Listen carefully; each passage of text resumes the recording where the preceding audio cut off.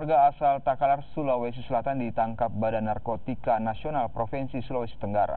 Pelaku diketahui membawa sabu seberat 5 kg yang akan diserahkan ke seseorang.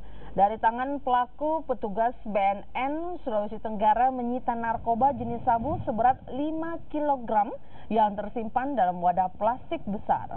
Penangkapan pelaku berdasarkan penyelidikan yang sudah dilakukan sejak 2 bulan dan berdasarkan informasi pelaku diketahui membawa sabu 5 kg melalui pelabuhan Bajoe Bone menuju Kolaka.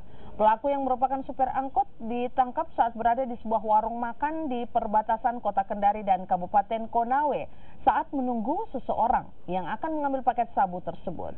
Kini petugas masih menyelidiki kasus ini untuk mengungkap jaringan pelaku. Atas nama MA atau alias Jaeng Sutik, lahir di Takalar 17 April 67, usianya 51 tahun, pekerjaan supir, agama Islam. Barang bukti yang bisa kita amankan adalah 5 bentuk sabu-sabu ini kotak di dalam tas ransel.